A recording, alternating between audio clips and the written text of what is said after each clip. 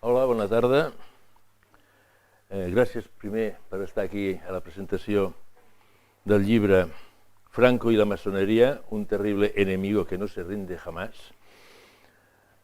Comptarem primer amb la introducció i presentació del llibre de l'autor, Juan José Morales Ruiz, i també del Pere Sánchez, que és el que ha fet la presentació del llibre, i a més client assidu de la casa. Bé, i després hi haurà dues conferències, una que és Ser Masona Hoy, a càrrec de la gran mestra de la Gran Logia Femenina d'Espanya, Marimar Sánchez Bergua, i també del gran mestre de la Gran Logia d'Espanya, Chema Oleaga Zaldivea. O sigui, que començarem ara i començareu vosaltres i després seguiréis vosaltres. Repeteixo que moltíssimes gràcies per poder estar aquí, tots, i suposo que encara vindran alguns més, com estan entrant, donat que les conferències normalment les fem a les 6:30 i avui les fem a les 6. Molt bé, doncs tenéis la palabra. Buenas tardes. Puesto que el libro es un libro en castellano, pues voy a hablar en castellano. Y lo que voy a hacer primero es, tenemos hoy aquí un evento de alto nivel, porque tenemos aquí al muy respetable gran maestro de la Gran Logia de España, Chema Oleaga Zaldivea, y tenemos a la gran maestra de la Gran Logia Femenina de España, Marimar Sánchez Bergua. Siempre bienvenidos, claro, a esta casa en particular. Igualmente a mi querido colega y amigo Juan José Morales Ruiz, experto en historia de la masonería.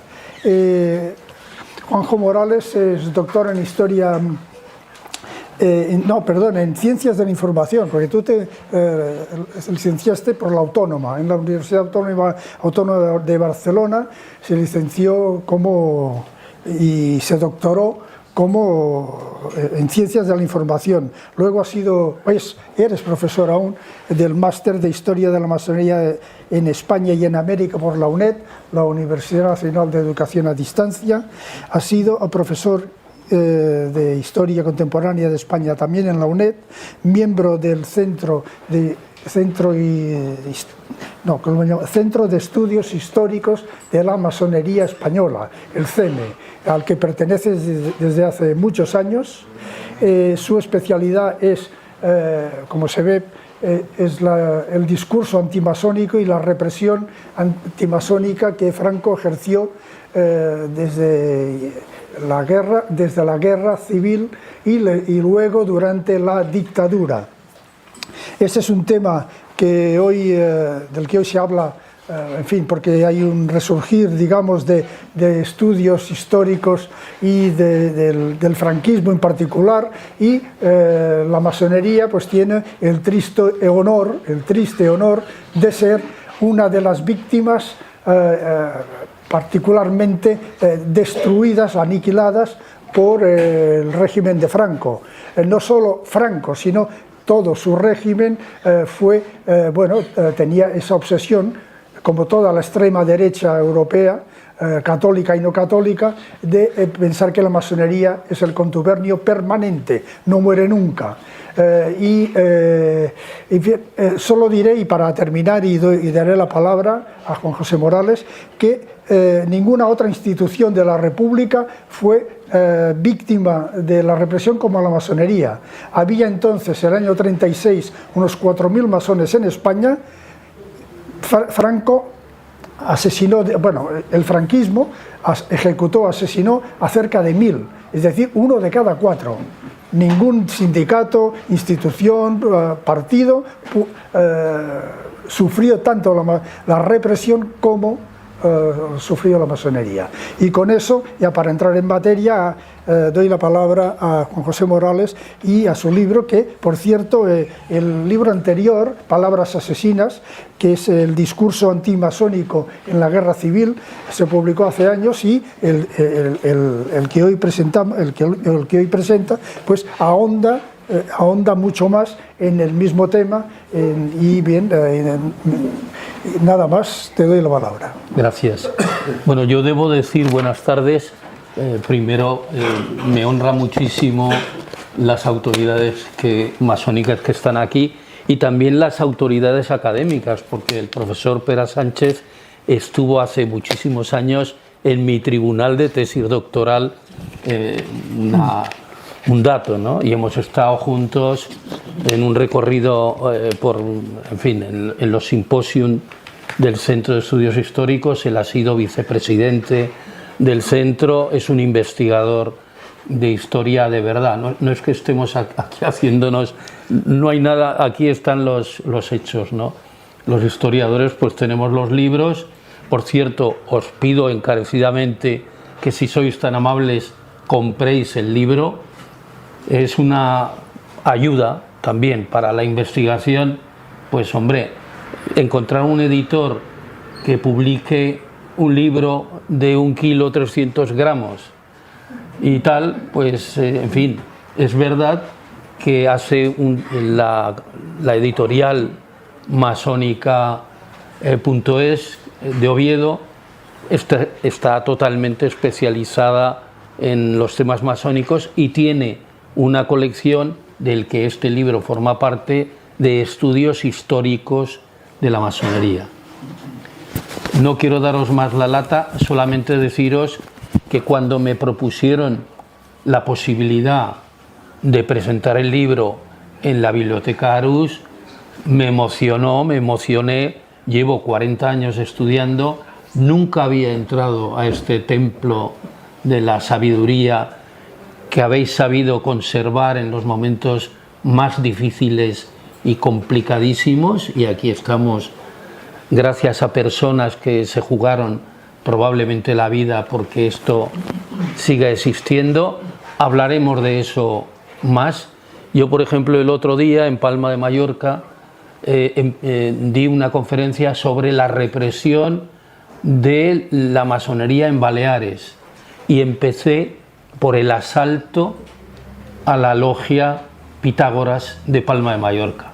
El asalto, la ejecución de unos cuantos masones y tengo muchísimos datos y tal, pero voy a hablaros de mi libro, de este libro que habéis visto que se titula Franco, una conjunción copulativa y la masonería, un terrible enemigo que no se rinde jamás.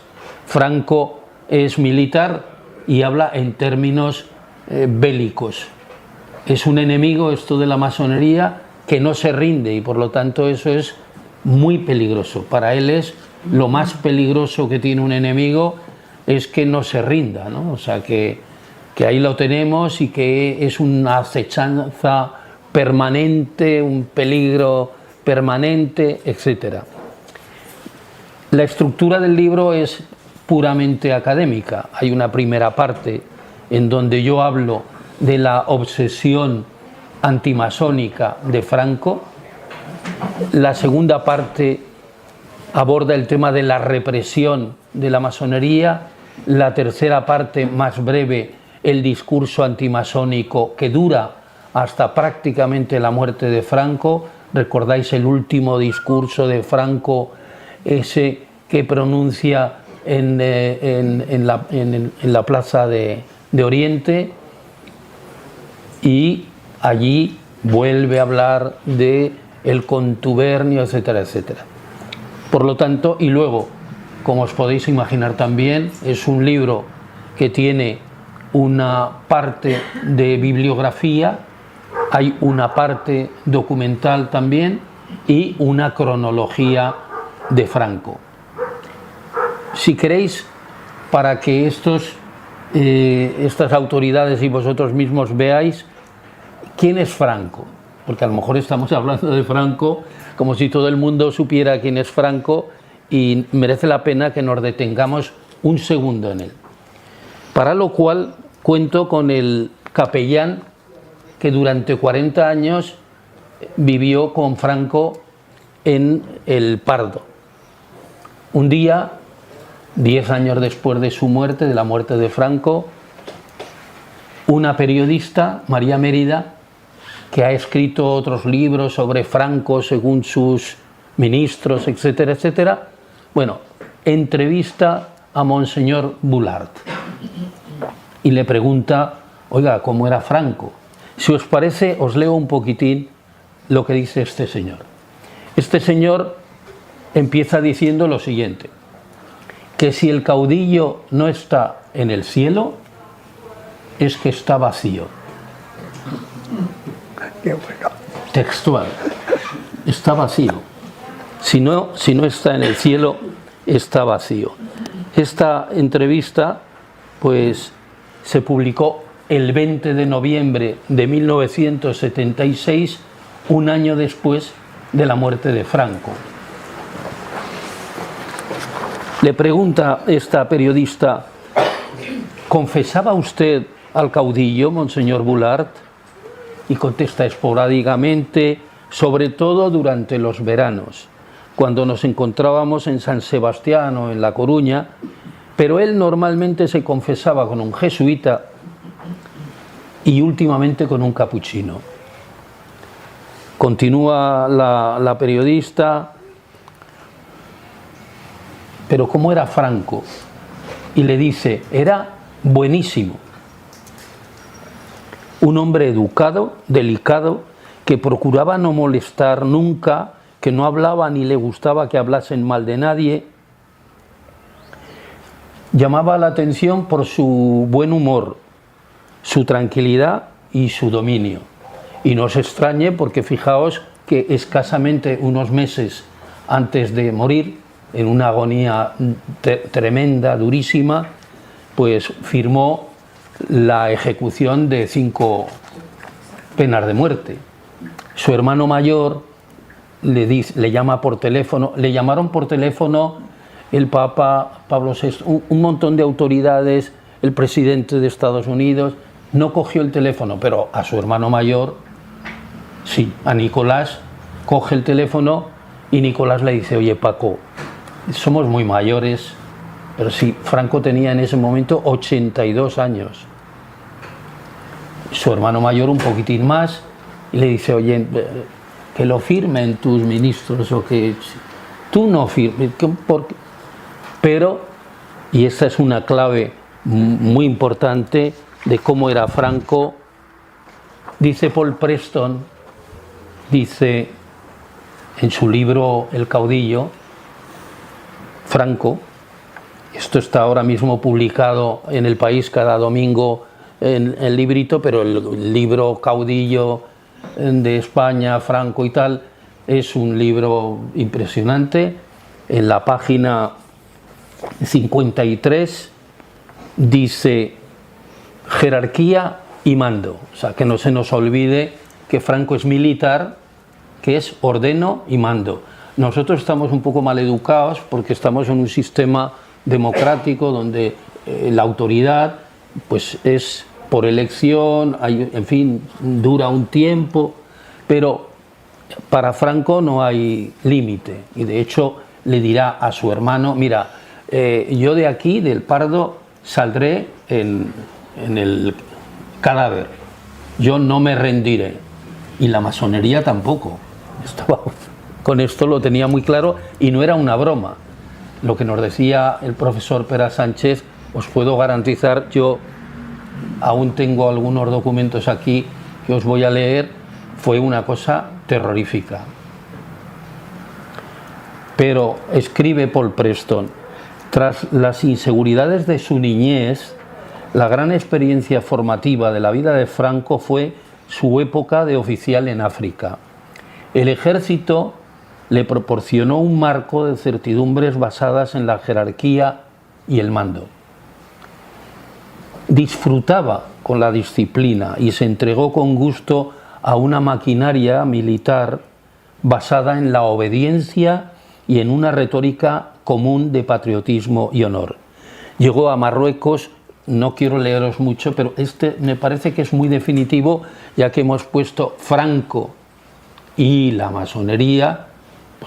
De la masonería a lo mejor no hay que hablar tanto, aquí hoy con vosotros, pero de Franco creo que no viene mal hablar un poquitín. Entonces, ¿qué sucede? Llega a Marruecos en 1912, él había nacido en 1882.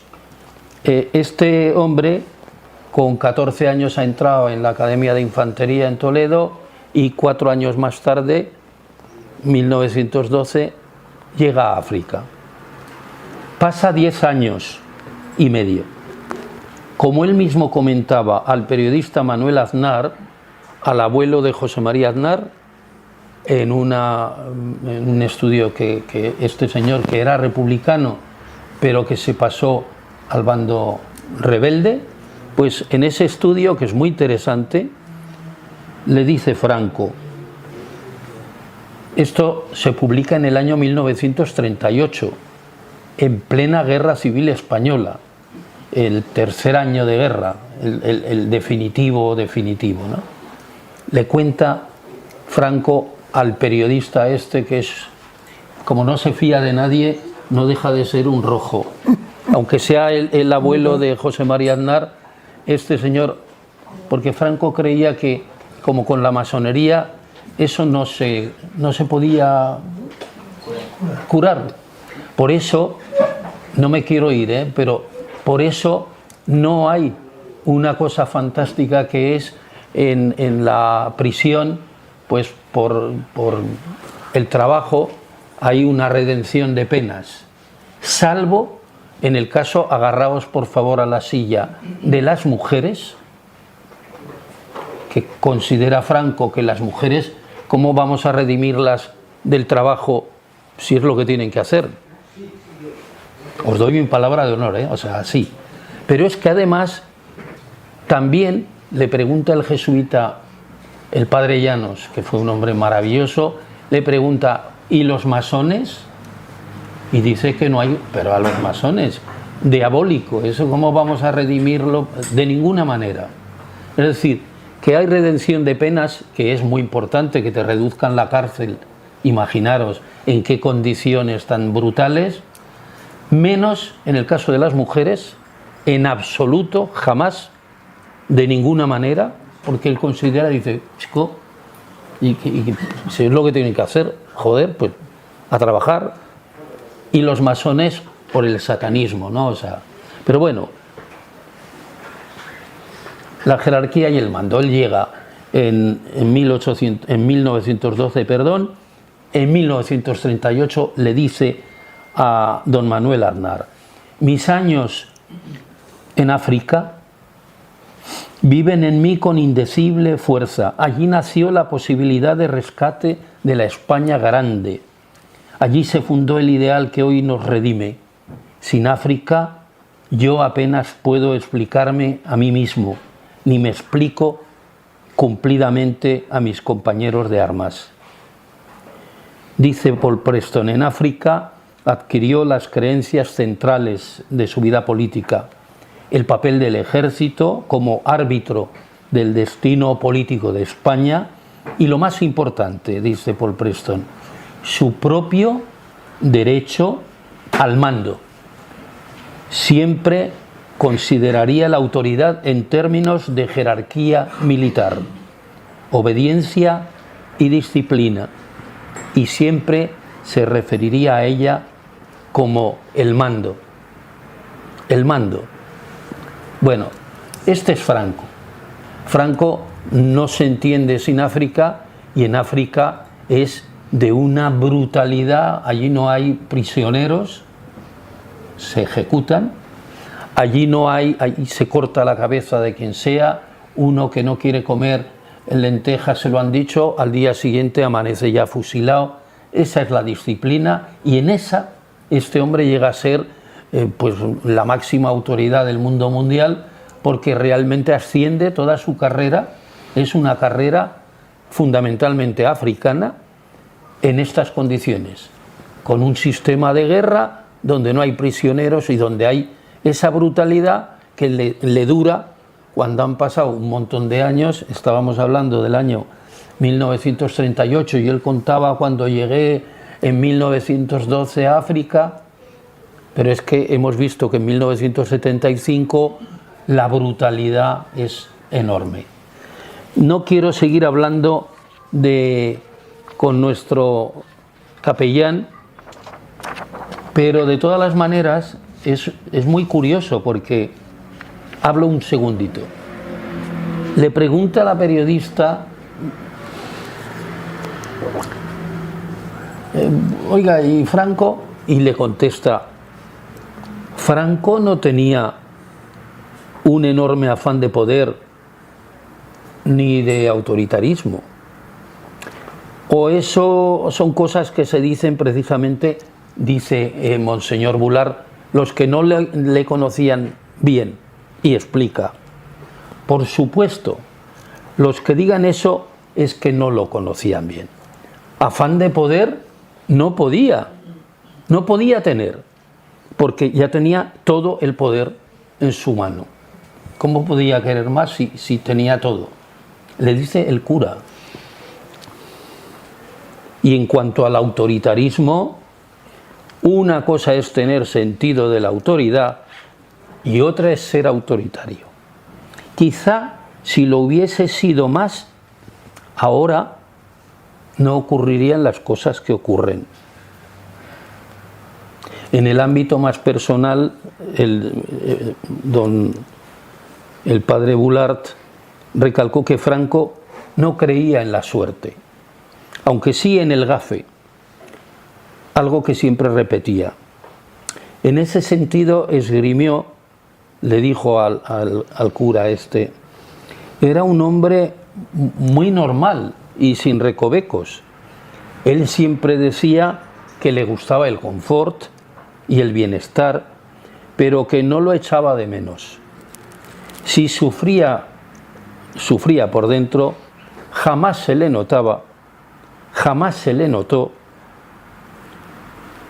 y era frío, era un hombre frío, pero apostilló que lo era solo a veces. Cosas del poder al que el religioso le achacaba todo. La culpa de todo era el poder que tenía. Y entonces, como tenía mucho poder, pues en fin. Mi libro, ahora saltamos, mi libro es el resumen de 5 años de estudio riguroso, serio. Ya lo verán en el libro, se nota que no es una novela, ni una novela histórica, ni tampoco es un ajuste de cuentas que yo quiera meterme con Franco, José Luis, ni nada. Es que este personaje, pues es que no tiene, cuando lo estudias, pues es inevitable que, en fin, yo creo que la figura de Franco y el franquismo, pues debe de ser estudiada con rigor y profundidad. Yo estoy en estos momentos preparando otro nuevo libro, es decir, siempre te preguntan, oiga, ¿y usted qué hace? Oiga, pues si estoy aquí presentando un libro, pues déjenme respirar, pero la verdad es que, y lo sabe muy bien el profesor Pera Sánchez, pues no paramos, o sea, seguimos y seguimos. Hace un rato hemos estado hablando, qué estoy haciendo, qué estás haciendo, que no paramos. He dicho que la primera parte es el tema ese de la locura, de la obsesión de Franco, y aunque yo me empeño mucho en decir, miren ustedes, un mito reciente que en realidad dura solo desde la muerte de Franco, es ese de, bueno, todo la culpa la tiene Yoko Ono. La culpa la tiene en realidad pues que Franco quiso entrar en la masonería, los masones no le dejaron y entonces él en venganza pues los machacó vivos. No es verdad, es falso completamente. Primero, la primera vez que al parecer intentó Franco en 1923 entrar en una logia del Arache, pues resulta que estudiando esa logia no existió nunca, todavía no existe, con lo cual no le pueden impedir la entrada a un señor, aunque sea Franco, si el sitio no existe. Y les aseguro, os doy mi palabra de honor, que no ha existido esa logia. en concreto. 2. Pero bueno, luego ya en Madrid es general, estamos en un periodo en el que Franco ha sido director de la Academia General Militar y al parecer en Madrid y con recomendación pues ha intentado entrar en otra logia, esta vez de Madrid, pero con el agravante además de un pequeño detalle, que su hermano, el hermano pequeño, pues que era masón, fue el primero que dijo bola negra y mi hermano que no entre. Yo me he tomado la molestia de estar 5 años estudiando esto para descubrir que el hermano, que sí que fue iniciado, lo que pasa que era un personaje tan impresionante que lo habían echado 20 veces de cada logia y de cada obediencia, y que en el momento en el que técnicamente Franco, hermano mayor, se presenta y el hermano pequeño dice que no, es mentira, porque en ese momento el hermano pequeño no era de la logia madrileña. Y tengo el documento, porque hay un momento determinado que el Gran Oriente comunica que hay una serie de personas que solicitan la iniciación y uno de ellos es el hermano de Franco, con lo cual si yo solicito la iniciación, a la vez no puedo ponerle bolas negras ni blancas ni de ningún tipo. Como yo quiero ser lo más puntual, porque tenemos 2 conferenciantes muy importantes, porque ellos van a hablar de qué es ser masón hoy, y creo que merece la pena, para que no estemos diluyéndonos, quiero leeros pocas cosas. Tengo aquí el primer bando antimasónico publicado en España el 15 de septiembre de 1936. Por error, en algún momento se ha dicho que este bando lo había firmado Franco. Evidentemente es imposible, porque Franco el 15 de septiembre de 1936 ya no estaba en absoluto en Canarias, sino que estaba en Salamanca, con lo cual este bando no lo puede firmar. Es un bando muy interesante, pero salto. Yo tengo aquí, por ejemplo, un bando del coronel de ingenieros comandante militar de Baleares, que se llama don Trinidad Benjumea del Rey, que lleva fecha de 7 de octubre de 1936. Y aquí dice, bueno, pues que es una cosa bien probada, el grado de perversión moral, bueno, etcétera, etcétera. Tengo aquí un programa masónico de la logia Pitágoras que funcionó de 1932 a 1936, cuyo templo es asaltado en Mallorca el 19 de julio. Es muy interesante porque estos señores hacen una especie de manifiesto programa para que cualquier persona que solicita la iniciación sepa dónde se mete, deseando la sociedad masónica que todo el que manifieste interés en pertenecer a ella se libre del riesgo de sufrir un desengaño, y queriendo dar en tiempo oportuno una prueba de su buena fe, considera justo la logia facilitar a los aspirantes ideas exactas, etcétera, etcétera. La sociedad masónica, cuya antigüedad se pierde en la oscuridad de los tiempos y tal, y explica muy bien qué es la masonería para que nadie se llame a engaño. Luego yo tengo el 21 de enero de 1937 un artículo que se titula El masón y que termina diciendo garrote, el garrote vil, pues garrote vil al masón. La ley de represión de la masonería, hace 30 años que publiqué un libro que se titula La publicación de la ley de represión de la masonería en la España de posguerra, que por cierto se puede bajar, está en línea, y si tienen ganas de leerlo está maravillosamente editado por la Diputación Provincial, y en fin, me preguntaron y yo dije sí, pues el que quiera.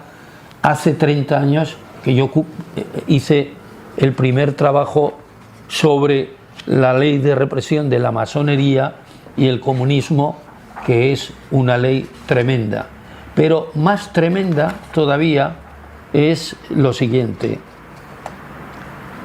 Resulta que una de las cosas que tiene que hacer todos los masones españoles es una declaración de retractación y adjuración. Se les da 2 meses de plazo a los masones, que por cierto, como nos decía muy bien el profesor Pera Sánchez, desgraciadamente habían quedado muy pocas personas. A uno que lo fusilan no le dicen, ojo, luego comentaré una anécdota, lo han fusilado, no le van a decir que haga una declaración, ya lo matan y se acabó. Pero aún así, en la documentación esa del Archivo Histórico de Salamanca, que yo visité por primera vez hace 40 años, en esa documentación, en los expedientes personales, figura un dato policial que dice no retractado. Pero luego lo leemos, es que nos da tiempo, una persona que se muere no le da tiempo a nada. Cuando es no retractado o en ignorado paradero. En ignorado paradero, yo tenía un listado, tengo aquí, de masones de Mallorca, de Ibiza, de Formentera. Ignorado paradero era detenido por la fuerza, y en ignorado paradero, pues quiere decir que es que lo han fusilado, o sea, no hay otra. Bueno, pero el artículo 7, me voy a detener en esto y en una cosita más, y yo ya dejo paso a nuestras autoridades. Pero es curioso que en el artículo 7 de la Ley de Represión de la Masonería y el Comunismo se obliga a los masones a realizar una declaración retractación, y sale una normativa. Esto se publica, como sabéis, el 1 de marzo de 1940. En abril, en el mes de abril, se publica esta regulación, porque hay gente que dice, oiga, ¿y cómo hacemos esto? Tranquilo, ya verás. Artículo 1. Todo español o extranjero residente en España que antes del día 2 de marzo de 1940 haya ingresado en la masonería está obligado a formular ante el gobierno una declaración retractación comprensiva de los siguientes extremos. Pequeño dato. Dice que todo español o extranjero residente en España que antes del no sé qué, pero se sobreentiende que es residente vivo. Porque si te has muerto, yo tengo un montón de algunas declaraciones de personas que no han declarado en absoluto porque habían muerto en 1901, pero aparece la declaración y la firma. Alguien ha firmado por este señor que había muerto, pero un montón de años, un montón.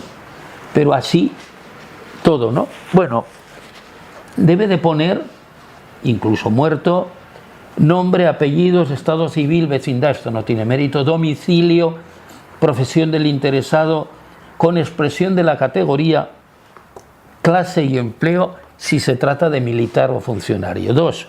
Cargos o destinos que desempeña en la actualidad en el Estado, pero si estamos en, bueno, los que desempeña corporaciones, tal. 3. Declaración del lugar y la fecha en que ingresó en la masonería y de la persona por la que fue iniciado. Nombre simbólico que tuvo y grado que alcanzó. Jefes con mayúscula o grados con mayúscula superiores a los que está subordinado. Talleres, logias o grupos a los que ha pertenecido. Sesiones o reuniones a que ha asistido con expresión especial de las asambleas ordinarias o extraordinarias nacionales o internacionales. Sesiones o reuniones, etcétera. Cargos o comisiones que ha desempeñado en la secta. Razones que tuvo para ingresar. Información o datos interesantes sobre actividades de la secta, sobre jefes o compañeros en ella del declarante y sobre extremos, agarraos, extremos que puedan servir con eficacia a la represión de la masonería. Es obligatorio, ¿eh?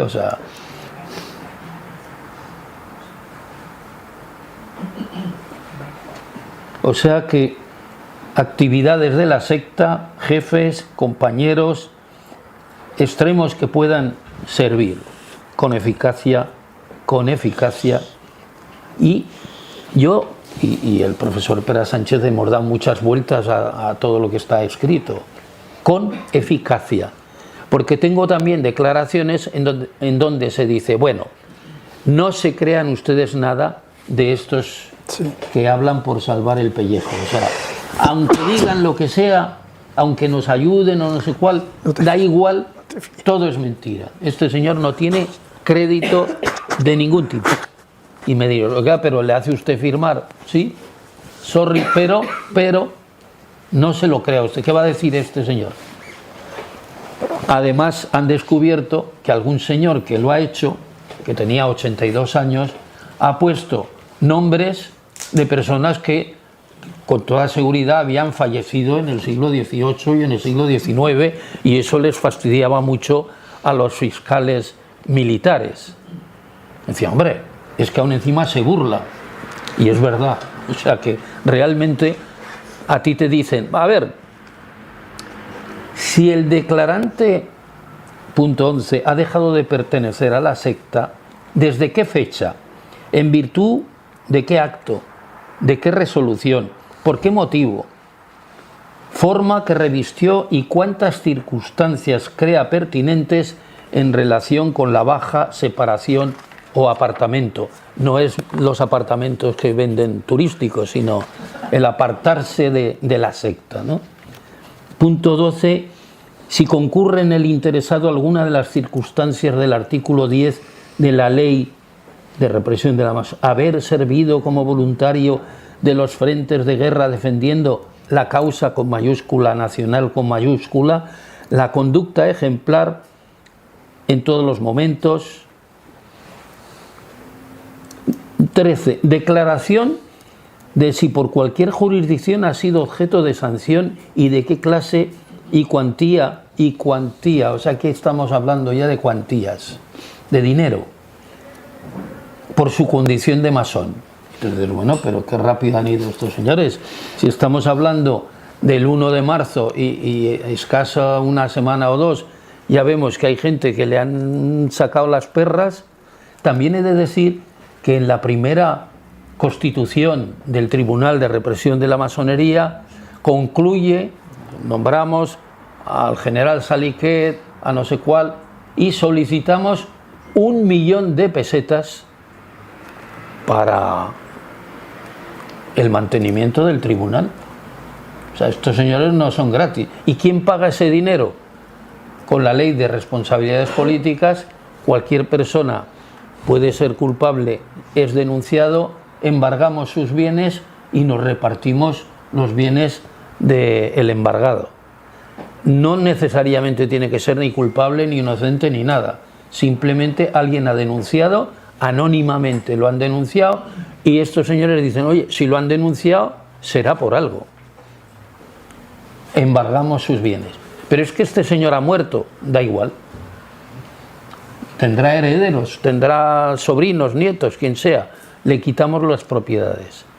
Tengo un dato que hace un rato estaba contando, que por ejemplo había un venerable maestro de la Gran Logia Asela de Mahón, era una bellísima persona, un hombre fenomenal, pero no se había marchado cuando Menorca, se rinde Menorca en el 9 de febrero de 1939. ¿Qué pasa? Este señor es muy mayor, tiene 80 años, se queda en Mahón, tranquilo. Lo juzga el Tribunal de Represión de la Masonería y lo condena a 12 años de destierro en Mallorca. Tiene 80 años, o sea que se sobreentiende que a los 92 años habrá terminado el destierro.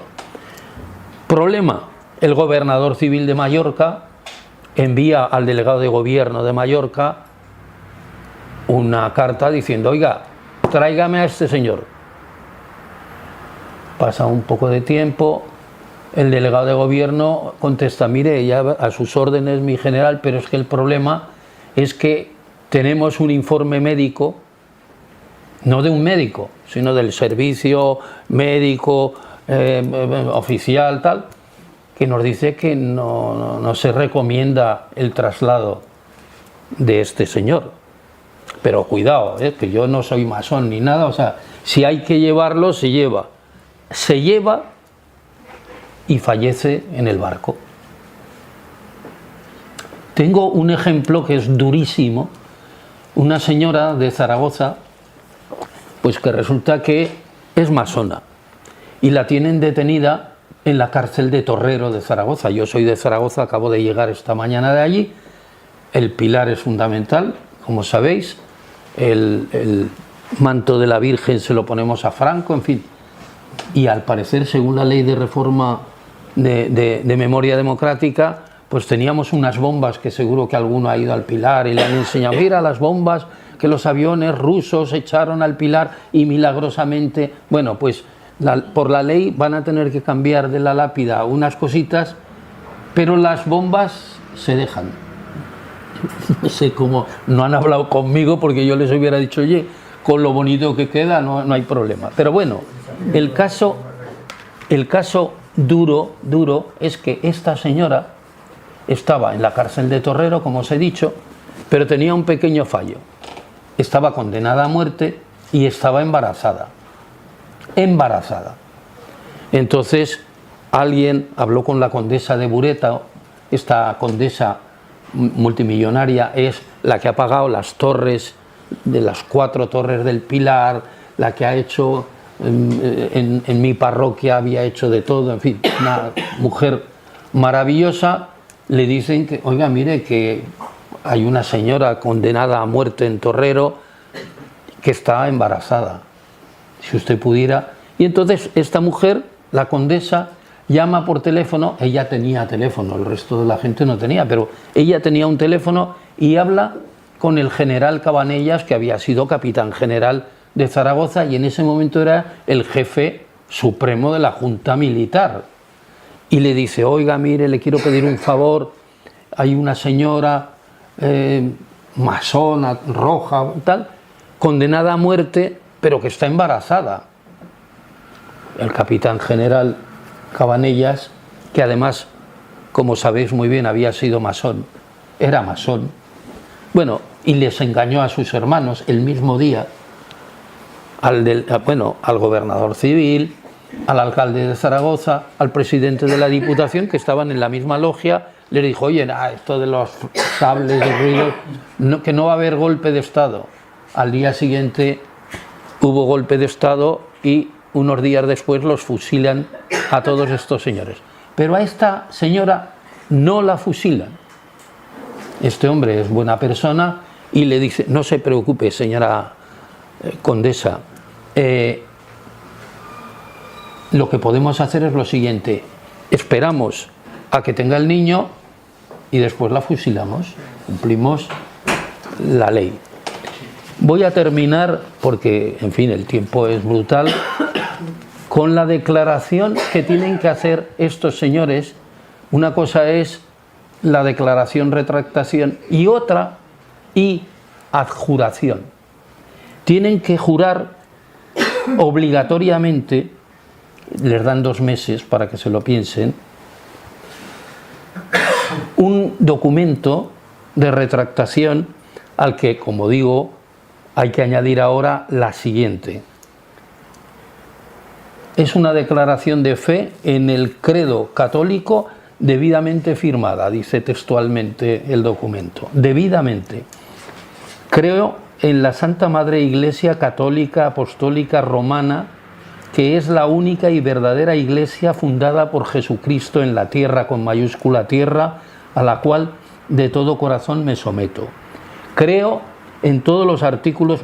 Cuando termine de creer, si no os importa, yo habré concluido, porque creo que no quiero pasarme. Pero creo en todos los artículos con mayúscula artículos que me propone creer la Iglesia. Repruebo y condeno cuanto ella, con mayúscula ella, reprueba y condena. Y estoy pronto a observar cuanto me manda y especialmente prometo creer en la doctrina católica sobre la encarnación, pasión, muerte y resurrección de nuestro, con mayúscula nuestro, pasión, muerte, todo con mayúsculas, Señor Jesucristo. Y la unión, no sé si saben ustedes lo que es, hipostática. La unión hipostática de las dos naturalezas, divina y humana.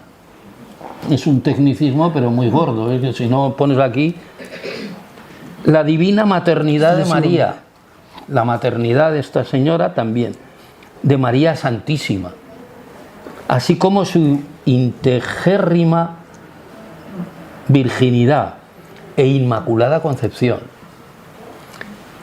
Creo en la presencia verdadera, real y sustancial del cuerpo con mayúscula, juntamente con la sangre con mayúscula, alma con mayúscula y divinidad con mayúscula, de nuestro con mayúscula, Señor con mayúscula, Jesucristo con mayúscula, en el Santísimo con mayúscula, sacramento con mayúscula, de la Eucaristía con mayúscula. Los 7 sacramentos instituidos por Jesucristo para la salvación del género humano, a saber, 2 puntos, bautismo, confirmación, se lo saben ya, Eucaristía, todo este. El purgatorio.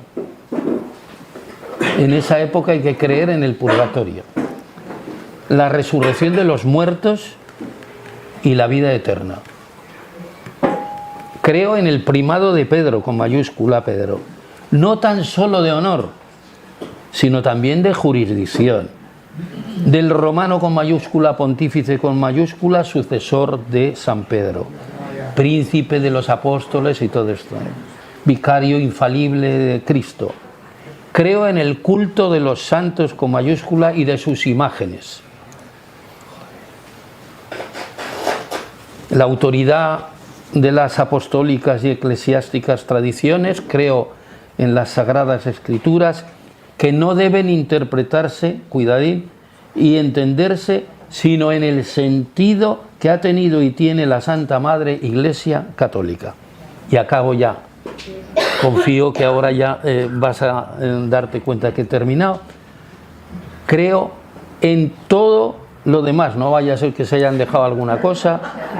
Creo en todo lo demás que por los sagrados mayúscula, cánones mayúscula, y por los concilios con mayúscula, ecuménicos con mayúscula, especialmente, esto es muy importante, en el concilio de Trento.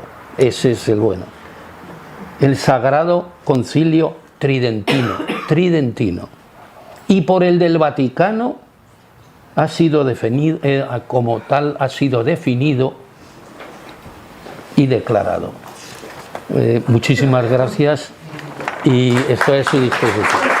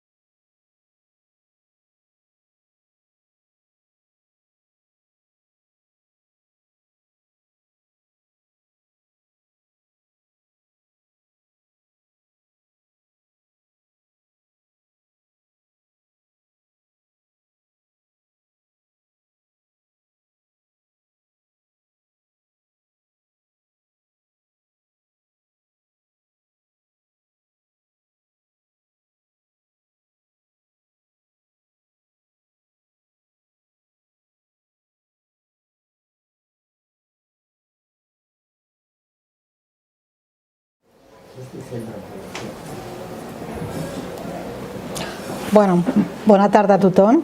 En primer lloc, voldria donar les gràcies a la Biblioteca Arús y al profesor Juan José Morales por invitarme a estar hoy aquí con todos ustedes y darme la oportunidad de hablar nuevamente sobre la masonería en general y la masonería femenina en particular.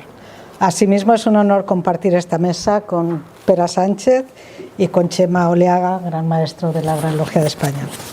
Empezaré mi intervención haciendo una breve reflexión sobre qué es la masonería como método iniciático. La masonería es una vía para la transformación y el perfeccionamiento integral del ser humano.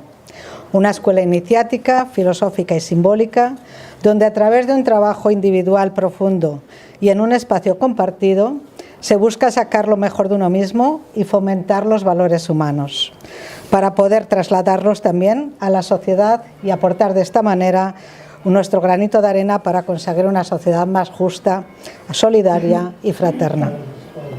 Entendemos la iniciación como un rito de paso que escenifica el tránsito, etapa por etapa, por este nuevo camino elegido individualmente, pero vivido también colectivamente, a partir de la búsqueda en el interior de uno mismo de las raíces del conocimiento, que no es otra que de encontrar de las causas de cada uno.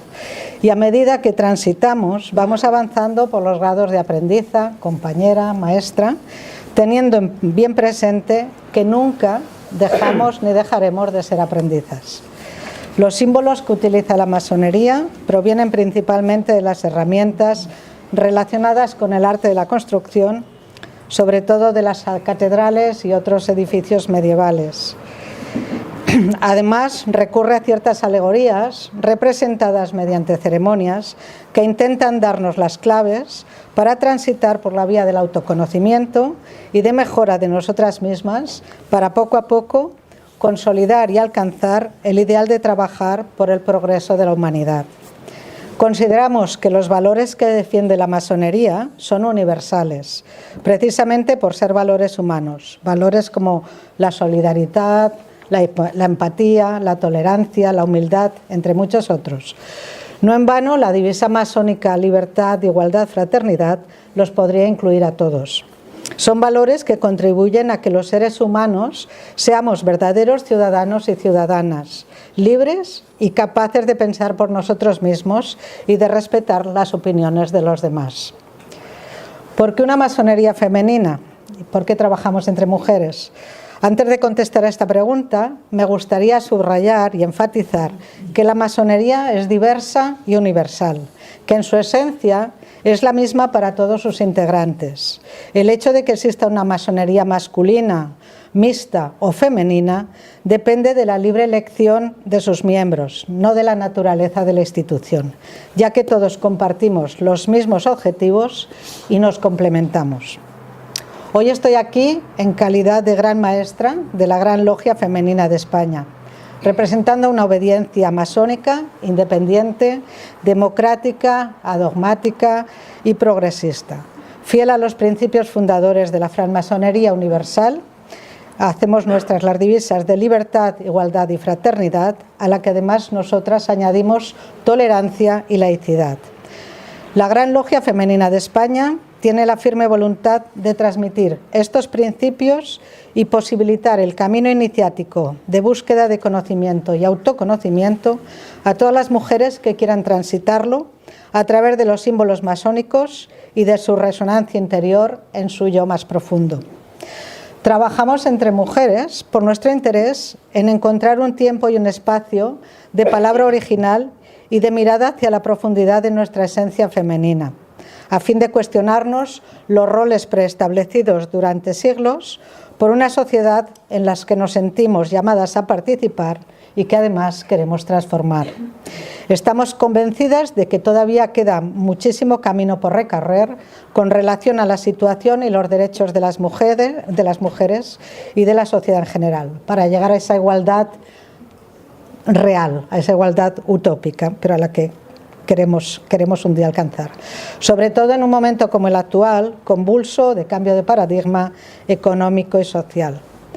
Formar una masonería femenina no es en modo alguno una segregación del conjunto de la masonería, sino una opción libre, y esto es muy importante remarcarlo. En las logias femeninas, el hecho de que la totalidad de sus miembros sean mujeres crea una atmósfera, una manera de hacer, de vivir y sentir la masonería, sus símbolos y alegorías que responden y se corresponden mejor con la propia esencia de quien la conformamos.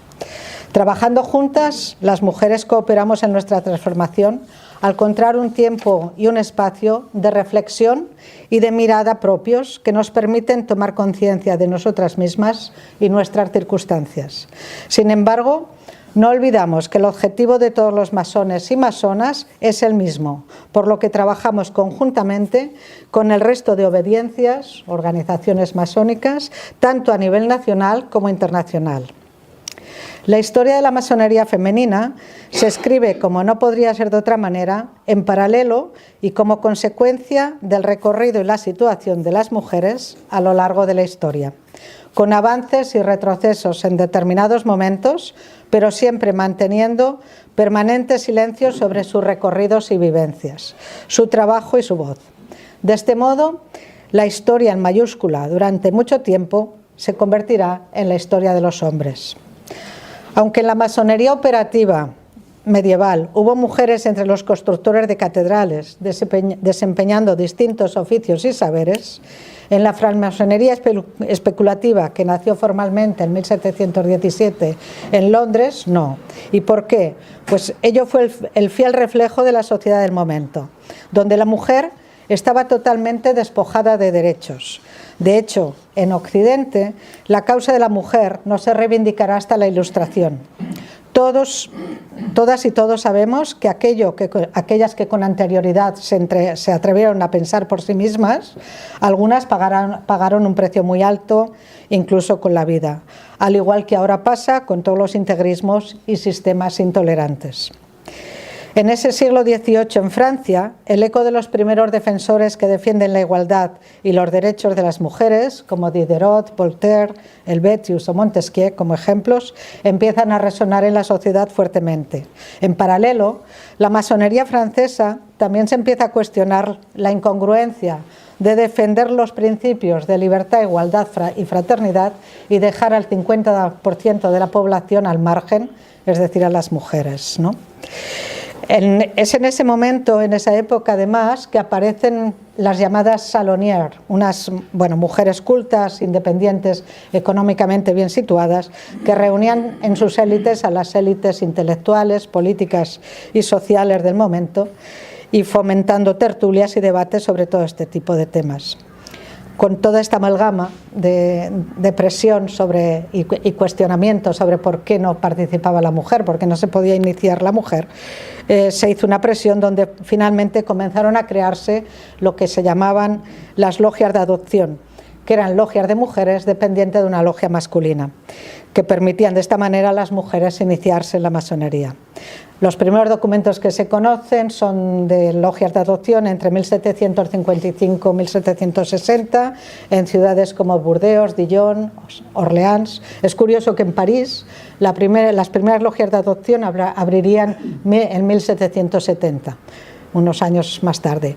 Y el Gran Oriente de Francia reglamentaría su funcionamiento en 1774. Podemos apreciar así cómo la franja más ilustrada y activista de la sociedad francesa empezaba a reconocer a la mujer el mismo papel que el hombre. Con ello se inició una revolución que ya no tenía marcha atrás y aunque no haya sido nada fácil, ha sido imparable hasta nuestros días. En España, la masonería llegó a institucionalizarse un siglo más tarde y como reflejo de una sociedad mucho más conservadora y con un peso de la Iglesia Católica muy importante. Aquí la incorporación de la mujer en la sociedad sufrirá un gran retroceso con relación al resto de Europa. No será hasta la última parte del siglo XIX cuando lleguen las primeras logias de adopción de la mano del Gran Oriente español, aunque con muchas reticencias por una parte importante de los mismos masones españoles. Rápidamente estas logias de adopción se irán extendiendo por toda la península, por toda España, lógicamente Barcelona, Madrid, pero también por Rota, Jaén, Cartagena, etc. La primera de iniciación que se conoce en España de una mujer en una de estas logias es en 1872, en la Logia Moralidad en Barcelona, y de este periodo sabemos que se inician a la masonería mujeres ilustres como Ángeles López de Ayala, escritora y poetisa, que también era activista republicana y feminista, Amalia Domingo Soler, perteneciente al colectivo espiritista de Barcelona, o la anarquista Teresa Claramunt, conocida como la Virgen Roja barcelonesa. Estas tres mujeres fundaron la Sociedad Autónoma de Mujeres de Barcelona, que fue una destacada asociación feminista. Una de las primeras logias de adopción regularizada en España fue la Logia Lealtad, en Barcelona, donde en 1879 se inicia Aurea Rosa Clavé y Bosch, directora y compositora musical, y poco a poco se fueron iniciando otras mujeres como Clotilde Cerdá, de nombre artístico Esmeralda Cervantes, que desarrolló una extraordinaria carrera profesional como arpista, tanto a nivel nacional como internacional, y que creó en Barcelona una institución educativa femenina llamada Academia para la Ilustración de la Mujer, donde invirtió toda su fortuna. Al mismo tiempo, en aquella época, en Alicante, por ejemplo, se inicia la escritora Rosario de Acuña. Todas ellas y muchas más lucharon por los mismos ideales de progreso para la humanidad y la igualdad de derechos entre hombres y mujeres. Llega la dictadura de Primo de Rivera de 1923 a 1930, llevando a cabo una política represiva respecto a la masonería, lo que supuso un paréntesis de oscuridad para todas las logias que en ese momento estaban trabajando en España. Pero una vez superado este periodo y con la llegada de la Segunda República, los trabajos se retomaron con fuerza y fue un momento clave de mucha producción cultural, social y política, donde la masonería tuvo un auge sin precedentes en la historia de España. Durante la primera parte del siglo XX serán las fuerzas republicanas de un lado y el sindicalismo anarquista de otro quienes otorgarán mayor protagonismo a la mujer. En ambos casos, algunas de sus principales figuras femeninas fueron masonas. Como ejemplo, la hermana Clara Campoamor, quien como diputada del Partido Radical defendió con éxito en 1931 el sufragio femenino en las Cortes de la Segunda República. En cuanto a las anarcosindicalistas, la figura de Teresa Claramunt destacó por su defensa de que las mujeres no fueran ni obreras explotadas en las fábricas, ni esclavas en el hogar o en el seno de la familia. Otras mujeres destacadas fueron Carmen de Burgos, de nombre simbólico Colombine o Columbine, la primera periodista profesional en España, además de escritora y traductora, o Aurora Bertrana, escritora y violonchelista.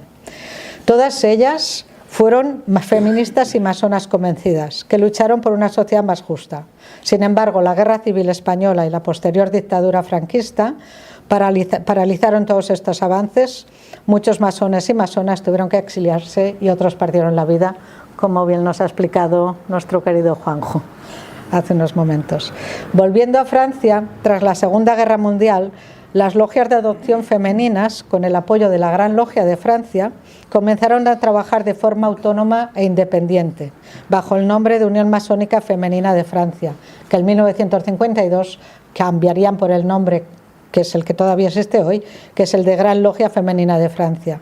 Esta organización tendrá gran influencia en el establecimiento de la masonería femenina en España, una vez en democracia, y también en otros muchos países. En 1984, en plena democracia ya en España, se constituye la primera logia femenina, la Logia Luz Primera en Barcelona, gracias a un grupo de mujeres pioneras españolas que se empeñaron en ello y de la que tenemos alguna hermana que nos acompaña hoy, y a un grupo de hermanas francesas, sobre todo del sur de Francia, que pusieron todo el esfuerzo y cariño en ayudar a retomar los pasos de la masonería femenina en nuestro país. Queremos tener un especial recuerdo para la hermana Libertad Morte, española de nacimiento y francesa de adopción, porque su padre fue un exiliado republicano, que tuvo un papel fundamental en esta misión. Como obediencia independiente, porque aunque en el 84 se crea la primera logia, seguíamos siendo parte de la Gran Logia Femenina de Francia hasta el 2005, que es cuando nos independizamos y cuando somos realmente autónomas, como Gran Logia Femenina de España. Actualmente contamos con 12 logias repartidas por todo el territorio español y de Andorra, y con 2 triángulos. Y podemos decir que somos herederas de estas dos vertientes que les he explicado. Por un lado, de todas aquellas hermanas que nos precedieron de finales del siglo XIX y el primer tercio del siglo XX, gracias a las cuales nuestra sociedad en parte y sobre todo en relación con los derechos de las mujeres ha avanzado muchísimo. Y por el otro, de la Gran Logia Femenina de Francia, que nos ayudó a volver a traer la luz, la masonería femenina, una vez recuperada la democracia. En la actualidad, la masonería femenina está más activa que nunca en todo el mundo y existen vínculos y relaciones entre todas sus integrantes. En 1982, para reforzar los lazos entre la Gran Logia Femenina de Francia y la Gran Logia Femenina de Bélgica, se creó la organización llamado Centre de Liaison International de la Maçonnerie Féminine, conocido como CLIMAF, al que se unieron después las grandes logias femeninas de Suiza, Portugal, Italia, Alemania, España en 2006, si se dan cuenta, un año después de hacernos independientes, Turquía, Rumanía, Bulgaria, Camerún. Hoy en día están en camino de unirse Serbia y Benín de África y otros países. Representando a más de 25.000 mujeres masonas, el CLIMAF tiene como objetivo crear un espacio de reflexión, intercambio y acciones conjuntas que sirvan para promover los valores masónicos universales y democráticos en general y los de la masonería femenina en particular. La Gran Logia Femenina de España ostenta la vicepresidencia del CLIMAF desde hace varios años y fue reelegida hace un año y medio. Igualmente hay una organización americana que es la Federación Americana de Masonería Femenina, la FAMAF, con la que colaboramos y tenemos tratados de amistad. Integra las grandes logias femeninas de Chile, Argentina, México, Venezuela, Bolivia, Uruguay y Estados Unidos. En 2022 se firmó un acuerdo de colaboración entre las dos organizaciones, la europea y la americana, el CLIMAF y el FAMAF, con el fin de unir fuerzas y llevar a cabo proyectos conjuntos para fomentar nuestros valores comunes. Nuestra obediencia, la Gran Logia Femenina de España, ha trabajado de manera activa y ha sido determinante en el acercamiento de estas dos grandes organizaciones masónicas femeninas. Como mujeres masonas estamos convencidas de que podemos y debemos trabajar por la consecución de una sociedad que tenga por ideal la mejora de la humanidad, que rechace el odio y busque permanentemente el diálogo genuino, la empatía, el respeto, la verdadera solidaridad. Una sociedad construida sobre la paz y los derechos humanos, lo que es más necesario que nunca en estos momentos de conflicto y guerras. Por eso queremos centrarnos en los que nos hace humanos y en cómo en este siglo XXI debemos ser capaces de establecer nuevos hábitos y consensos con el fin de proteger la vida y el medio ambiente que nos acoge y nutre. Y una vía para lograrlo es haciendo una relectura de los valores humanos, resignificando y reequilibrando su comprensión. Aquellos valores llamados valores o principios femeninos y los considerados valores o principios masculinos, para reequilibrarlos desde una nueva mirada. No se trata de resignificarlos para reivindicar unos y rechazar otros, sino de reintegrarlos trascendiendo el sistema patriarcal que ha infravalorado unos y ha fomentado y valorado otros. Lo que proponemos es seguir trabajando en nosotras mismas para nuestra transformación y autoconocimiento. Un trabajo de integración de las polaridades, lo masculino y lo femenino, el yin y el yang, el blanco y el negro, a fin de proyectarlo y aplicarlo en el exterior, ayudando a lograr esta necesaria sociedad más equilibrada, justa y libre. Y me gustaría terminar destacando algunos aspectos del método masónico que creo fundamentales. El método masónico no impone una ideología, sino que ofrece un marco genérico de valores y, por lo tanto, admite y exige el pluralismo en su interior. Promueve la reflexión y la libertad de conciencia, abriendo las puertas a una interpretación que puede tener varios sentidos. Una masona, como cualquier otra persona, vive inmersa en su tiempo histórico, el cual en la actualidad prima la competencia feroz sobre la ayuda mutua. Y la manipulación, por desgracia, se ha convertido en un arma sutil que se debe afrontar mediante la educación y la reflexión libre, filtrada por un corazón respetuoso y sincero que hay que desplegar y redescubrir. En este sentido, la Gran Logia Femenina de España pretende, con su trabajo, ayudar a sus integrantes a crecer como seres humanos. Se acerca el 8 de marzo, declarado por las Naciones Unidas en 1975 como el Día Internacional de la Mujer. Es momento de seguir luchando por creer en la utopía de una sociedad más justa, igualitaria y solidaria, de reivindicar nuestros derechos y libertades aquí y en todo el mundo. Los derechos y libertades de la mujer y, por supuesto, los derechos fundamentales y libertades de toda la humanidad. He dicho.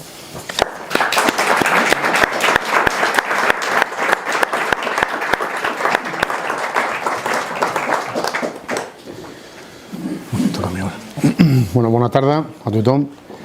Lehenengo eta behin eskerrik asko etortxagatik eta gonbidatxagatik. La verdad es que hablar después de la gran maestra pues es difícil, porque prácticamente lo ha dicho todo, ¿no? Que yo podía decir, ¿no? Sí, voy a intentar ajustarme al tiempo, aunque tienen ustedes que saber que, como decía Unamuno, el mundo entero no es más que un Bilbao un poco más grande. Entonces, claro, pues el tiempo para los de Bilbao pues no suele ser exactamente los minutos iguales, ¿no? Entonces, en ese caso, si me paso, pues espero que me corten y que pueda intervenir. Y una cosa que se le ha olvidado a Juanjo decir, y que lo dijo en una ocasión anterior, cuando presentó su libro en una ocasión anterior que estuve presente, comentaba que una de las formas de persecución de los masones y de las masonas era la pinta de ser masón, ¿no? Es decir, el aspecto de masón, ¿no? Que es un tema verdaderamente curioso, ¿no? ¿Cómo se puede saber cuál es la pinta de un masón? No sé, aquí en esta sala, pero es verdaderamente curioso, ¿no? Yo, cuando me planteé venir a esta, cómo tenía que intervenir en esta sala, aquí en la Biblioteca Arús, un lugar tan prestigioso, un lugar emblemático de cultura y de formación, pues me encontré con la dificultad de que es difícil decir cosas muy novedosas con respecto a lo que ya se ha comentado aquí y otros muchos intervinientes anteriores, ¿no? Y por tanto, lo que voy a intentar hacer desde mi humilde punto de vista, ¿no? Es explicarles algunos aspectos propios de la masonería y la situación en la que se encuentra en este momento la Gran Logia de España, o Gran Logia de España, Grande Oriente Español, que es el término técnico que utilizamos, ¿no? Y decirles a ustedes que para mí la masonería, y para creo que la inmensa mayoría de nosotros y de nosotras, es una auténtica experiencia de vida. Es muy difícil poder separar lo que es la práctica de la masonería de lo que es cualquier otro aspecto ideológico que pueda venir acompañado a la misma. Y es, por lo tanto, también difícil poder contar lo que es la masonería a aquellas personas que no lo son. Por lo tanto, habría que decirles, pues la única manera de que conozcas de verdad lo que es la masonería es iniciarte y experimentarlo, ¿no? Ese sería un poco el asunto, ¿no? Y esto lo digo porque yo llevo ya muchísimos años en masonería, más que, en fin, no recuerdo ya prácticamente el tiempo, ¿no? Pero me acuerdo perfectamente del día de la iniciación, la impresión que yo sentí y ese camino que he recorrido desde entonces, con muchísimo placer y también con dificultades, ¿no? Como tiene cualquier otro aspecto de la naturaleza humana, pero tengo que decirles que es probablemente, de todas las cosas que he hecho en mi vida, probablemente es, con la única excepción del hecho de ser padre, es precisamente ser masón, ¿no? Es probablemente lo que más me ha llenado, ¿no? del conjunto de cosas que a lo largo de mi vida he podido realizar. Miren, lo ha explicado muy bien la gran maestra. La masonería básicamente son tres ideas, ¿no? Que es ese trinomio de libertad, igualdad y fraternidad. Libertad de pensamiento, aquí no hay dogmas, en la masonería no existe nadie que decida qué es ser masón o qué deja de ser, ¿no? Sino que esto es algo que cada uno tiene que descubrir, ¿no? No sé si recuerdan en otro día en una iniciación en la que estuve presente, el venerable maestro, cuando hizo el discurso final, les decía que en el cuento de Alicia en el País de las Maravillas, cuando va Alicia andando y se encuentra con el gato y le pregunta, oiga, ¿dónde conduce este camino? El gato le responde, pues a donde tú quieras. Pues eso es un poco también la masonería. La masonería es un camino que uno inicia y que él debe saber, cada uno de nosotros o cada una de nosotras debe saber a dónde le quiere conducir, porque es un camino que va unido al corazón y por lo tanto va unido a las emociones, a los sentimientos, a lo íntimo de cada una de las personas que se inicia en masonería. Pero la idea de la libertad de pensamiento es básica, es central, y lo ha defendido siempre la masonería en todo tiempo y lugar, y eso es lo que le ha generado y lo hemos visto hoy en la conferencia, el odio de las intolerancias, de los fanatismos, de las dictaduras, de quienes consideran que por el mero hecho de tener el poder pueden ejercerlo de manera despótica y poder anular cualquier tipo de pensamiento distinto, ¿no? De pensamiento crítico, sobre todo cuando es un pensamiento bien fundamentado. En segundo lugar, la idea de la igualdad de oportunidades, el que todos los seres humanos somos iguales y que esto tiene que venir lógicamente unido a acciones que permitan que esto se desarrolle y se profundice. Y en ese sentido, y lo ha mencionado también la gran maestra, la educación es fundamental. La tesis que hoy yo les voy a plantear a ustedes es precisamente esto: solo la educación garantiza que el avance, la consecución de los derechos y de las libertades no tenga vuelta atrás, o tenga difícil vuelta atrás. Y por lo tanto la educación para todos, la educación universal, es precisamente el gran elemento central que la masonería ha defendido siempre y que está en la base de toda la actividad masónica. Y en tercer y último lugar, la fraternidad, que puede parecer algo, una palabra meramente bella o bonita, pero que es una palabra que tiene una profundidad enorme. En política, yo me dedico a la política ahora en este momento, utilizamos un concepto que es el de solidaridad. La diferencia entre solidaridad y fraternidad es que la solidaridad, quien ejerce, es quien pone el límite. Y en cambio en la fraternidad no hay posibilidad de poner límite alguno, precisamente porque los lazos que te unen con tu prójimo son lazos sagrados, son lazos como si fuera un hermano o una hermana, ¿no? Por eso la fraternidad. Y por lo tanto tienes una obligación frente a ese género humano, una obligación que no puedes renunciar, a la que no puedes renunciar, salvo cuando ocurra el demérito propio o el demérito de la propia familia, que es lo que dicen además nuestros rituales, ¿no? Y los rituales masónicos, precisamente lo que consignan es esto, es la gran riqueza de la masonería, que son sus rituales, que es de una belleza extraordinaria, algunos de ellos con una antigüedad increíble. Lo que defiende es precisamente esto, el de ser felices y extender la felicidad en tu entorno. Y por ese motivo es por el que practicar masonería es difícil de explicar, es difícil de contar, más allá de las cuestiones que se pueden conocer en los textos, ¿no?, que se publican, pero que es de una riqueza enorme y que yo sinceramente les recomiendo a todos ustedes vivamente que conozcan la masonería desde dentro y que acaben con los prejuicios sobre masonería. Y esto es lo que estamos haciendo ahora, y esto es precisamente el momento en el que se encuentra la Gran Logia de España, también la Gran Logia Femenina, por supuesto, la masonería en general en nuestro país. No solo en España, también hay países de nuestro entorno, como el caso, por ejemplo, de Portugal, que tienen un problema semejante, dictaduras salvajes que intentaron anular las libertades y, entre otras, la masonería. Miren, esta semana, el pasado jueves, pusimos en marcha en el Senado una ponencia de estudio sobre una figura que es la figura de las desapariciones de recién nacidos, ¿no?, de los bebés robados, que se llama coloquialmente, ¿no?, en la que en 1938, prácticamente a la vez que comienza la represión de la masonería, también comienza la represión de todas aquellas mujeres que pertenecían de alguna manera a lo que era la República, ¿no?, desde el punto de vista ideológico del franquismo, y lo que hacían es les quitaban sus bebés cuando nacían para extraerles el gen rojo, un término en fin.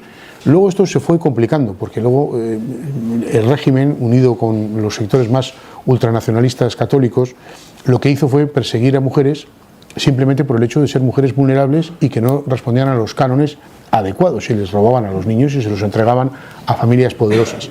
Y esto generó un negocio que llegó prácticamente hasta los años 90. Bueno, pues la masonería sufrió también esa persecución. Y lo que intentamos hacer ahora no es un acto de revancha o un acto de buscar en el presente las venganzas del pasado, no es eso, sino que lo que se está buscando es algo parecido a lo que ocurre con esta figura de los bebés robados, que es restaurar el derecho de esas personas a conocer su identidad biológica y sobre todo respetar el honor de esas personas. Y esto es lo que la masonería pretende, con el objetivo, como digo, que estas cosas no vuelvan jamás a ocurrir ni en nuestro país ni en ningún otro lugar del mundo. La masonería, efectivamente, como muy bien ha señalado el profesor, empezó a ser perseguida de una manera cruel, de una manera vil, porque no solamente hubo ejecuciones, sino que a las personas que pertenecieran a la masonería o que se sospechaba que hubieran podido pertenecer, se les privaba de cualquier tipo de capacidad para poder desenvolverse en el ámbito civil. Si era un profesor, se le privaba de su derecho a enseñar. Algunos de ellos vivieron prácticamente en la indigencia hasta el final de su vida, simplemente por el mero hecho de haber sido masones. Y esto, por lo tanto, no puede ser. Esto, que una cosa como esta haya ocurrido no puede permitirse en un país democrático como es España. Y por ese motivo es por el que, a raíz de la aprobación de la Ley de Memoria Democrática, que recoge expresamente en su articulado que quienes practicaron la masonería y sus familias son víctimas de la represión, a partir de esta aprobación, que ya tenía una referencia en la Ley de Memoria Histórica anterior, ha comenzado un proceso, y la Gran Logia de España está en ese proceso de reflexión sobre cómo conseguir acabar con los prejuicios sobre masonería y restaurar el honor, la memoria y la dignidad de aquellas personas que sufrieron, y lógicamente de sus familiares, porque la mayoría de esas personas están muertas. Un primer prejuicio sobre la masonería es precisamente ese concepto de que es una secta satánica, diabólica, etc., ¿no? Yo a este respecto les diré que en una ocasión le preguntaron a Indalecio Prieto, cuando era ministro, le preguntaron: oiga, ¿usted es masón? Y él dijo: no lo soy, aunque tengo buenos amigos masones y les respeto profundamente. Pero yo tengo otra manera de concebir mi vida y no me he orientado por ese camino. Y entonces el periodista le pregunta: bueno, pero no son gente peligrosa, gente, en fin, rara, extraña, ¿no? Y dice: ¿peligrosa? Mire, cuando yo era concejal en Bilbao, el jefe de los masones se llamaba Cándido Palomo. ¿Usted cree que un individuo que se llame Cándido Palomo puede ser alguien peligroso? Entonces, con esta pequeña broma, lo que quería decir Indalecio Prieto era algo que hoy en día estamos intentando hacer. ¿Usted realmente conoce lo que han hecho los masones a lo largo de la historia y quiénes son, como para poder opinar de esa manera, ¿no? Bueno, pues esta es un poco la idea sobre la que se basa el trabajo que estamos haciendo. La Gran Logia de España se encuentra en un proceso de reflexión interior. Es una estructura masónica que tiene su origen anterior en el Grande Oriente Español, como muy bien se ha mencionado aquí, y que comienza su andadura a los pocos años de fundarse la Gran Logia en aquel momento se llamaba Logia de Londres e Inglaterra, pero bueno, de fundarse, diríamos, la masonería especulativa, que es la que hoy en día existe, ¿no? Y a los pocos años comienza a funcionar en España la masonería y empieza poco a poco a articularse, ¿no? Y fueron miembros de la masonería personas muy relevantes y otras que no lo eran, simplemente eran personas que se sentían atraídas por la masonería, por los valores que tenía, por el progreso que suponía y, en definitiva, porque era un enriquecimiento personal muy serio, ¿no? Y efectivamente el franquismo lo que hace es perseguirla de una manera vil, o de una manera cruel, ¿no? Y se juzgó y se condenó abriendo un tribunal específico, el Tribunal de Represión de la Masonería y el Comunismo, que abrió causas incluso de masones desde el siglo anterior, es decir, desde el siglo XIX, con el objetivo de buscar sus descendientes y poder determinar si esas personas seguían generando problemas en la sociedad española. Se abrieron muchísimas causas y se condenó a muerte a personas que incluso ya estaban muertos. Por ejemplo, Tomás Meave, el fundador de las Juventudes Socialistas, que era vasco también como yo, y al que se le juzgó y se le condenó, y bueno, pues ya había muerto, entonces no se pudo ejecutar lógicamente la pena de muerte, ¿no? Pero quiero decir que esto pasaba. Y eran expedientes, eran miles y miles y miles de expedientes que tenían un único objetivo, que era el exterminar completamente la masonería, porque era exterminar el libre pensamiento, la defensa de la educación para todos y la defensa de valores asociados al progreso del género humano. Por ese motivo, la Gran Logia de España inició hace un año aproximadamente, ¿no?, cuando fueron las últimas elecciones, un proceso de reflexión sobre la propia estructura interna de la masonería por un lado, pero también su contribución a la sociedad por otro. En este proceso, del que no les voy a cansar contándoles cada uno de los aspectos que tiene, ¿no?, porque son variados, ¿no?, voy a destacar precisamente este último, ¿no?, que es el de buscar en la sociedad española, buscar la contribución que la masonería ha tenido para garantizar esos valores asociados a la libertad, a la igualdad, la fraternidad, la democracia, etcétera, ¿no?, los valores de lo laico, ¿no?, y la defensa, en definitiva, de valores compartidos, comunes y compartidos por todos nosotros y por todas nosotras. En este sentido, hemos iniciado un camino de contacto con el gobierno central y con los gobiernos de cada una de las comunidades autónomas, ayuntamientos, etcétera, un programa que estamos ahora poniendo en marcha, en Cataluña en concreto, con masones catalanes muy distinguidos. Yo no puedo desvelar la condición de otro que es masón, salvo que él lo diga, ¿no? Pero habrá masones que son muy conocidos, alguno estará aquí presente en la sala, que se encargarán precisamente de reivindicar las figuras de esas personas que fueron represaliadas en Cataluña, ¿no? Y lo vamos a hacer en toda España.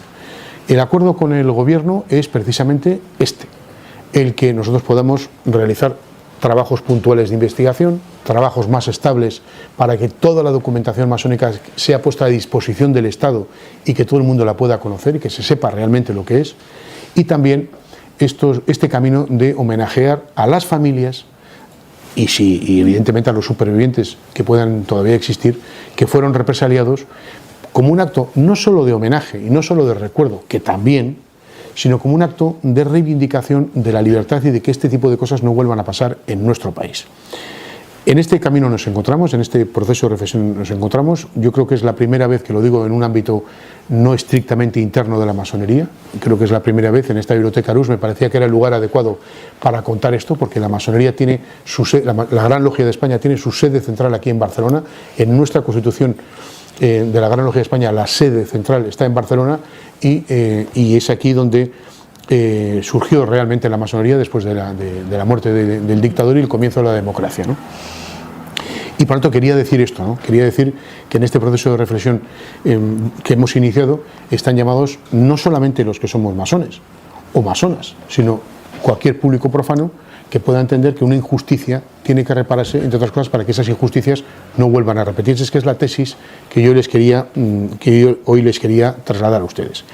Creo que voy a ir acabando porque me parece que ya vamos fuera de tiempo, pero quiero enlazar con el final de la conferencia de la brillante conferencia que nos ha dictado hoy Mar Sánchez Bargua, ¿no? La idea de la masonería femenina y la idea del 8M, ¿no? El 8M no es solamente un día para las mujeres, es un día para la humanidad, porque conseguir la igualdad en derechos y en deberes, conseguir esa igualdad del género humano debe ser un objetivo que, además de ser un objetivo noble, tiene que ser un objetivo compartido por el conjunto de la sociedad, porque es una sociedad mucho más justa aquella que permite la igualdad de cada uno de las personas que la conforman.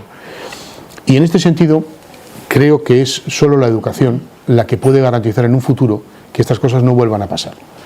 Por eso hemos planteado una iniciativa, una senadora que no es masona, almeriense, como Carmen de Burgos, igual, ¿no? Almeriense y yo hemos planteado una iniciativa que es precisamente la de que a través de la educación en los centros escolares desde la más tierna infancia se inculque estos valores de igualdad, de libertad a los y las más jóvenes a través de la educación. Una iniciativa que supondría introducir en el ámbito escolar el estudio de estas figuras como Carmen de Burgos, que son figuras absolutamente no solamente genuinas, que lo son, sino probablemente irrepetibles.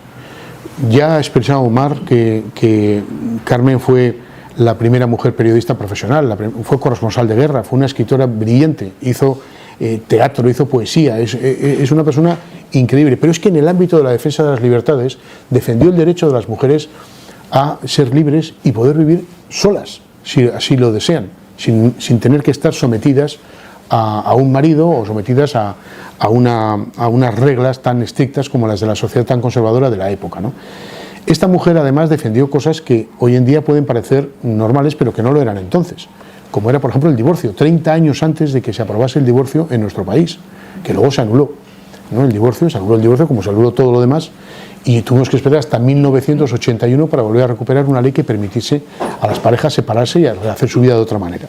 Pues bien, como digo, es a través de la educación que se puede conseguir esto, porque vamos a ver, probablemente los que aquí nos encontremos pensemos que lo que hemos conseguido ya está garantizado, que tenemos derecho a votar en las elecciones, que tenemos derecho a que haya participación política, que haya libertad sindical, que haya derechos de las mujeres y de los hombres, que haya acceso a la cultura, a la educación, etc. Probablemente pensemos que esto está conseguido. Pues no, no es así, como lo demuestra precisamente el periodo de la República, en el que todos estos valores ya existían, todo esto ya existía, y sin embargo en pocos años desapareció y se impuso un régimen sanguinario, cruel, dictatorial, que robaba niños, que asesinaba al que pensaba diferente y que imponía unas tesis a todo aquel que tuviera un pensamiento crítico.